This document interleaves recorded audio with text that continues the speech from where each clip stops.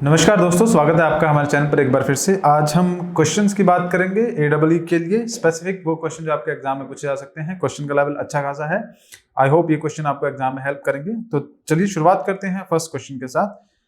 Consider the following statement regarding the Brahmaputra river. जो Brahmaputra river है उसके बारे में कुछ स्टेटमेंट दी गई है, आपको बताना है कि कौन सी स्टेटमेंट सही है या गलत है। फर्स्ट स्टेटमेंट है it is known as the Yarlung in the China. उसके बाद सेकंड स्टेटमेंट है it originate from the Kailash range under the name of Burhi Ganga Burhi Dihing. उसके बाद है आपकी तीसरी Sadiya is a town in the Arunachal Pradesh where the river enters into the India. तो हिंदी में अगर बात करें, ब्रह्मपुत्र नदी के संबंध में निम्नलिखित कथनों पर विचार करें। इसे चीन के अंदर यारलुंग के नाम से जाना जाता है। यह बुढ़ी दिहिंग के नाम से कैलाश पर्वतमाला से निकलती है। या फिर तीसरी स्टेटमेंट सदिया अरुणाचल प्रदेश का एक शहर है जहां से नदी भारत में प्रवेश करती है। ऑप्शंस आपके क्या हैं, यहाँ पर ध्यान दीजिएगा। करेक्ट लिखा है या इनकरेक्ट लिखा है वो आपको देखना है, तो हमें करेक्ट बताना है कौन सी है। ऑप्शन है आपका only 1 and 2, 1 and 3, 2 and 3, 1, 2 and 3। इसी तरह के सवाल एग्जाम में आने के चांसेस बनते हैं। तो देखिए, ये रही आपकी ब्रह्मपुत्र रिवर का ओरिजिनल पॉइंट। तो ये कहां से निकल रहा है?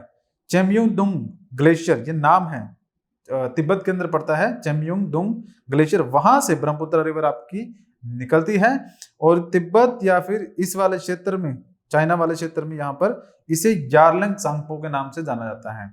ठीक है, तो ये पहली स्टेटमेंट जो हमारी थी वो क्या कहती थी कि इसे यारलंग के नाम से जाना जाता है। That is the correct thing. उसके बाद सेकंड स्टेटमेंट हमारी क्या कहती है? It originate from the Kailash range under the name of the बूढ़ी दिहिंग। तो देखिए ये गलत है, ये आपकी चेम्यूंगडुंग ग्लेशियर से निकलती है, not in the Kailash range. ठीक है, तो सेकंड स्टेटमेंट आपकी गलत हमें नजर आ रही है। और थर्ड स्टेटमेंट है Sadiya is the town in the Arunachal Pradesh. तो ये स्टेटमेंट भी आपकी सही है।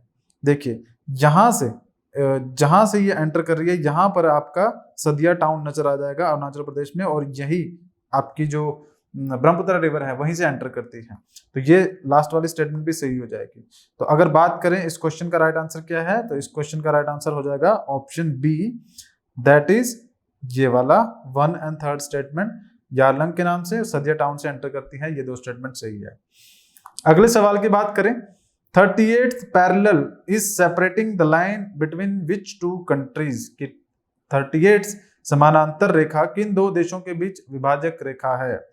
Is it between the US और the Canada, Armenia, Azerbaijan, North Korea, South Korea, Turkey and the Syria. काफी इंपॉर्टेंट क्वेश्चन है। क्यों है इंपॉर्टेंट वो भी बताया जाएगा आपको, और पहले भी एग्जाम में कई बार पूछा जा चुका है। देखिए इसका जो राइट आंसर है वो ऑप्शन सी है, north Korea and the south Korea. ये आपका 38th पैरेलल है। एक्चुअली में ये होता क्या है ना, 38th पैरेलल इसका मतलब ये है कि ये वो वाली लाइन है जहां से आपकी 38 डिग्री की लैटिट्यूड गुजर रही है। ठीक है, तो ये आपकी 38 डिग्री पैरेलल है। ओके, पैरेलल्स हमने पढ़ा है, अगर आपने ज्योग्राफी में मैंने पढ़ाया भी है कि जो लैटिट्यूड्स होती हैं उनको पैरेलल्स कहा जाता है, क्योंकि वो बिल्कुल सेम डिस्टेंस पे रहती हैं। जब पूरी अर्थ के चक्कर लगाती हैं तो सेम डिस्टेंस होता है उनके बीच में गैप, तो वो पैरेलल्स हैं। और जो आपकी लॉन्गिट्यूड्स हैं उनको मेरिडियंस कहा जाता है। तो खैर ये 38 डिग्री पैरेलल है, और ये आपका नॉर्थ कोरिया और साउथ कोरिया उन दोनों के बीच में है। और ये जो 38 पैरेलल है ये इंपॉर्टेंट है 1950 से। क्यों इंपॉर्टेंट है? देखिए नॉर्थ कोरिया और साउथ कोरिया कम्युनिटी जो है वो एथनिसिटी की बात करें, लैंग्वेज की बात करें, सेम है। ठीक है, नॉर्थ कोरिया और साउथ कोरिया के अंदर, क्योंकि अगर आप देखेंगे तो यहाँ पर भी ज्योग्राफिकली डिवाइडेड ही नहीं है। ठीक है, इनकी डिवीजन अगर आप देखेंगे तो 1950 में इनकी डिवीजन हुई है, अलग अलग हुए हैं। तो ये नॉर्थ कोरिया और ये साउथ कोरिया दोनों सेम ही है, बट आइडियोलॉजी और गवर्नमेंट के अंदर यहाँ पे बहुत फर्क है। नॉर्थ कोरिया और साउथ कोरिया में फर्क कितना है कि नॉर्थ कोरिया में डिक्टेटरशिप चलती है। डिक्टेटरशिप मतलब Kim Jong Un. Kim Jong Un आपने सुना होगा उनका नाम, ये नॉर्थ कोरिया के डिक्टेटर है, तानाशाह। सरकारें नहीं बदलती, यहाँ पे इलेक्शन नहीं होता, जो तानाशाह है वही रहेगा। तो वो वहाँ की गवर्नमेंट को रन कर रहे हैं। और आपके साउथ कोरिया के अंदर इलेक्शन होते हैं, वहाँ पे गवर्नमेंट बदलती रहती है। साउथ कोरिया का अच्छा सिस्टम है। ठीक है, तो इन दोनों के बीच में 38 पैरेलल है। अब इस पैरेलल लाइन का क्या लॉजिक है? देखिए इन दोनों के बीच में कई बार वॉर हो चुकी है पास्ट में, और ये 38 पैरेलल लाइन जो है ये वो वाली लाइन है जहां पर जहां पर आप यूं कह सकते हैं कि नो मिलिट्री जोन है, ठीक है, डीमिलिट्री जोन है, यहाँ पर किसी भी तरह की मिलिट्री जो नहीं होती है। एक दोनों नॉर्थ कोरिया और साउथ कोरिया के बीच में एक ऐसा एरिया है जहां पर शांति जो है देखने को मिलती है, कोई भी पीस टॉक्स होती हैं वो यहीं पर होती हैं। तो खैर हमारा जो क्वेश्चन का आंसर था वो यही था, नॉर्थ कोरिया साउथ कोरिया के बीच में 38 समांतर रेखा जो है वो है। आगे अगर बात करें, consider the following statements, Pangong Tso lake is the world's highest salt water lake. Second है, the larger part of the Pangong Tso lake lies in India than in the China. Hindi में बात करें, निम्नलिखित कथनों पर विचार करें।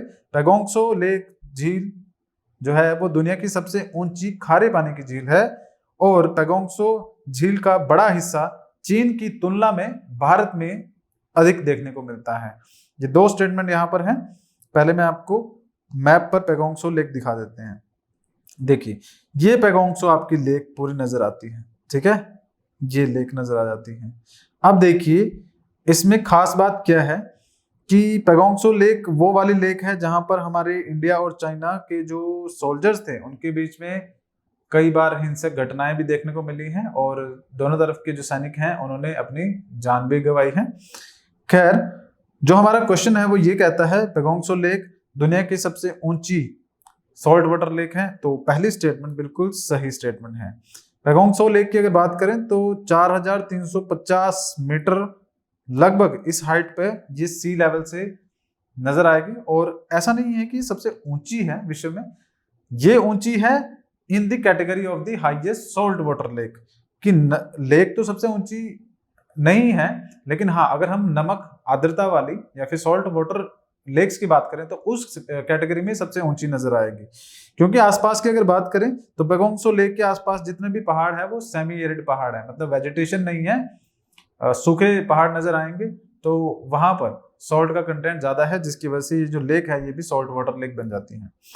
अब देखिए पैगोंग सो लेक जो है ये एक्चुअली में अकेली एक लेक नहीं है, ये 5 लेक का कॉम्बिनेशन है। 5 लेक्स हैं जिसमें आपकी न्यो सो लेक भी है, पैगोंग सो लेक भी है, कई तरह की और भी 3-4 लेक्स आपको नजर आ जाएंगे। अब सेकंड स्टेटमेंट जो है हमारी वो क्या कह रही है कि the larger part of the Pangong Tso lake lies in the India, कि जो आपकी पैगोंग सो लेक है उसका जो लार्जर हिस्सा है वो कहां पर लाई कर रहा है, वो इंडिया के अंदर लाई कर रहा है। तो ये स्टेटमेंट आप देखेंगे तो ये बिल्कुल गलत हो जाएगी, क्योंकि जो लार्जर हिस्सा है अगर मैं बात करूं तो 2/3 जो पार्ट है इस लेक का वो आपका चाइना के अंदर है, या फिर यूं कह लीजिए कि तिब्बत वाला जो हिस्सा है वहां पर है। और 1/3 जो पार्ट है वो उसकी अगर मैं बात करूं तो वो पार्ट आपका कहां पर नजर आ जाएगा, वो आपको इंडिया के अंदर नजर आ जाएगा। तो ये जो सेकंड स्टेटमेंट है ये हमारी गलत हो जाएगी। सो सेकंड स्टेटमेंट जैसे बताया गलत है, तो यहां पर क्या है ओनली ए जो स्टेटमेंट है आपको सही नजर आएगी। पैगोंग सो सबसे हाईएस्ट लेक है, सॉल्ट वाटर लेक पूरे वर्ल्ड में 4350 मीटर की हाइट पर सी सरफेस से। लेकिन इसका जो लार्जर हिस्सा है, ज्यादातर जो हिस्सा है वो चाइना की टेरिटरी में आता है। चाइना जिस टेरिटरी को अपना क्लेम करता है उस टेरिटरी में आता है। ओके, सो ये आप ध्यान रखेंगे। अगले सवाल की बात करें, which of the following countries does not border the Caspian Sea. Caspian Sea के बारे में बात करेंगे। कैस्पियन सी कहां पर नजर आता है, ये हमें सेंट्रल एशिया में नजर आएगा, और या फिर यूं कह लीजिए यूरोप और एशिया के बीच में ये आपको नजर आएगा। ये रही कैस्पियन सी की लोकेशन। तो ये जो ऑप्शन है आपके तुर्कमेनिस्तान, कजाकिस्तान, अर्मेनिया और ईरान, इनमें से कौन सी कंट्री है जो इसके साथ बॉर्डर नहीं करती। तो यहाँ पर देखेंगे कजाकिस्तान भी नजर आ रहा है, तुर्कमेनिस्तान भी नजर आ रहा है, ईरान भी नजर आ रहा है। उसके बाद यहाँ पर लगता है रशिया और अजरबैजान। लेकिन आपका जो अर्मेनिया है वो यहाँ पर टच नहीं करता है, ठीक है। तो यहाँ पर जो राइट आंसर है वो यही है कि कौन सा नहीं टच कर रहा है, तो दैट इज योर आपका Armenia. Armenia is the right answer. Next question की बात करें, consider the following statement, the Galwan valley is located between Ladakh in the west and Aksai Chin in the east. Second statement है Ladakh plateau lies to the north east of the Karakoram range. और third की अगर बात करें, Karakoram range forms India's frontier with the Pakistan and the China. तो देखिए 3 statement है। हिंदी में अगर बात करें, निम्नलिखित कथनों पर विचार करें। गालवान घाटी पश्चिम में लद्दाख और पूर्व में अक्साई चीन के बीच में स्थित है। उसके बाद लद्दाख पठार कराकोरम रेंज के उत्तर पूर्व में स्थित है, और कराकोरम रेंज पाकिस्तान और चीन के साथ भारत की सीमा बनाती हैं? तो देखिए इसका आंसर भी हम मैप के थ्रू समझने की कोशिश करेंगे। पहले तो बात करेंगे गालवान वैली के बारे में। गालवान वैली कहाँ पर है? देखिए गालवान वैली आपको लद्दाख वाले एरिया में नजर आ जाएगी। ये रही आपकी वो गालवान वैली वाला पूरा हिस्सा, ये गालवान वैली का हिस्सा है। अगर आप इधर देखेंगे तो ये अक्साई चीन मतलब चाइना वाला हिस्सा है, और इधर अगर आप देखेंगे तो ये लद्दाख वाला हिस्सा है। गालवान वैली जो है वो एक्चुअली में रिवर के द्वारा बनाई जा रही है, जिस रिवर का नाम भी गालवान ही है, ठीक है। और ये रिवर ओरिजिनेट होती है चाइना का जो हिस्सा है, अक्साई चीन वाला जो हिस्सा है, उस हिस्से से ओरिजिनेट होती हैं। उसके बाद यहाँ से फ्लो करने के बाद ये आपकी शोंक रिवर जो कि लद्दाख में ओरिजिनेट होती है, लद्दाख में फ्लो करती हैं, उसके साथ जाके मिल जाती हैं, ठीक है। तो पहली स्टेटमेंट हमारी क्या कह रही थी कि Galwan valley is located between the Ladakh in the west and Aksai Chin in the east. तो ये तो सही बात है, ये गालवान वैली है, इसके इस तरफ देखें तो यहाँ पे लद्दाख है, उस तरफ देखें तो यहाँ पे अक्साई चीन है। सेकंड स्टेटमेंट की बात करें, the Ladakh plateau lies to the north east of the Karakoram range, north east of the Karakoram range. तो ये आपकी स्टेटमेंट भी आपको सही नजर आ जाएगी। नॉर्थ ईस्टर्न मतलब लद्दाख प्लेट्यू जो है, अगर लद्दाख के मैप पे हम देखेंगे तो उसमें क्या नजर आएगा, यहां जैसे लद्दाख नजर आ जाएगा, तो वो आपका नॉर्थ ईस्ट में आपका जो लद्दाख वाला क्षेत्र है, लद्दाख प्लेट्यू जो है वो नॉर्थ ईस्टर्न डायरेक्शन में हमें नजर आ जाएगा कराकोरम रेंज के। बात करें थर्ड स्टेटमेंट की, Karakoram range forms India frontier with the Pakistan. So third statement की अगर बात करें, Karakoram range forms India frontier with the Pakistan, ये स्टेटमेंट आपकी गलत है। क्यों गलत है? क्योंकि देखिए जो आपका इंडिया और पाकिस्तान का जो बॉर्डर है, अगर मैं उसकी बात करूं तो आपको मैप के थ्रू इजीली समझ में आ जाएगा। जहां पर इंडिया वाला क्षेत्र है, ठीक है, ये अब यहाँ पर आपका लद्दाख प्लेट्यू राइज करता है और यहाँ पर आपकी कराकोरम रेंज है, इस जगह पर आपकी कराकोरम रेंज है। तो ये तो एंटायरली इंडिया के अंदर ही लाई करती है, ठीक है, ये इंडिया पाकिस्तान और चाइना के बॉर्डर पे नहीं है। तो ये आपकी जो थर्ड स्टेटमेंट है वो गलत हो जाएगी। यहाँ पे राइट आंसर आपका क्या होगा, ओनली 1 और 2 जो स्टेटमेंट सही है, तो ये आपका राइट आंसर होगा। तो ये कुछ इंपॉर्टेंट क्वेश्चन थे जो आपके एग्जाम में आपको हेल्प कर सकते हैं। क्वेश्चन देखिए डायरेक्टली ऐसे क्वेश्चन आए ना आए ये जरूरी नहीं है, बट हाँ इन क्वेश्चन के माध्यम के थ्रू हमने आपको काफी चीजें जो है टॉपिक इसके अंदर क्लियर कर दी हैं। तो उससे संबंधित प्रश्न जरूर पूछे जा सकते हैं, क्योंकि आप जानते ही होंगे जम्मू एंड कश्मीर और लद्दाख वाला हिस्सा जो है वो सेंसिटिव एरिया है। तो ज्योग्राफी में वहां से संबंधित जो क्वेश्चन है डेफिनेटली पूछे जा सकते हैं। आगे बात करें, HPSC AEE का जो कोर्स है गोयला क्लासेस की तरफ से स्टार्ट किया गया है। ऑलरेडी बहुत सारे बच्चे हमारे साथ जुड़े हुए हैं। आप भी अगर अपनी तैयारी स्टार्ट करना चाहते हैं या फिर अगर आप पीछे रह गए हैं तो उसको तैयारी को आप अपनी आगे बढ़ा सकते हैं। हमारा कोर्स है 9,999 का ये कोर्स है, ठीक है, लेकिन इसमें आपको डिस्काउंट मिल जाएगा अगर आप इसे ज्वाइन करते हैं। अभी फिलहाल जो आपको ये कोर्स पड़ेगा वो आपको 4,999 का पड़ जाएगा, ठीक है। तो 50% डिस्काउंट है, तो आप इसे ज्वाइन कर लें जितना जल्दी हो सके, क्योंकि एग्जाम आपका कभी भी उसकी डेट अनाउंस हो सकती है।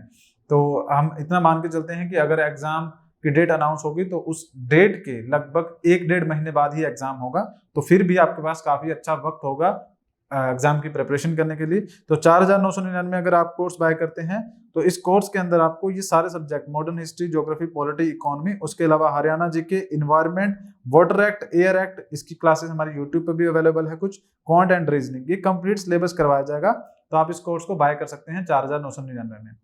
आप हमारी टेस्ट सीरीज को भी बाय कर सकते हैं। अगर आपको लगता है आपकी प्रिपरेशन अच्छी चल रही है तो आप हमारी टेस्ट सीरीज को भी बाय कर सकते हैं अपनी प्रिपरेशन को चेक करने के लिए। वो आपको सिर्फ 999 में मिल जाएगी। हमारी ऐप है गोयला क्लासेस के नाम से, आप इस ऐप को डाउनलोड कर सकते हैं प्ले स्टोर से। जो भी लेक्चर्स हैं, पीडीएफ्स हैं, टेस्ट सीरीज हैं, वो सब कुछ आपको इसी ऐप के थ्रू एक्सेस हो जाएंगे। ये हमारे कुछ रिजल्ट हैं, ठीक है। आप हमारे टेलीग्राम चैनल को भी ज्वाइन कर सकते हैं। 250 से ज्यादा बच्चे, 250-300 बच्चे हमारे साथ टेलीग्राम चैनल पर जुड़े हुए हैं। आप भी अपनी प्रिपरेशन को आगे बढ़ा सकते हैं। उस टेलीग्राम चैनल पे आपको एग्जाम से रिलेटेड सारी इन्फॉर्मेशन जो है वो मिलती रहेगी। बात करें टेलीग्राम चैनल की तो HPSC AEE 2023 के नाम से हमारा चैनल है, उसका लिंक आपको डिस्क्रिप्शन में भी मिल जाएगा, आप वहां से भी ज्वाइन कर सकते हैं। कोर्सेज बाय करना चाहते हैं तो आप इन नंबर्स पे हमें कॉन्टैक्ट कर सकते हैं और जो भी इंफॉर्मेशन चाहे कोर्स की वो ले सकते हैं। आज के लेक्चर में फिलहाल इतना ही है। आई होप आपको लेक्चर पसंद आया होगा, कमेंट करके जरूर बताइएगा। अगली बार मिलेंगे, तब तक के लिए धन्यवाद।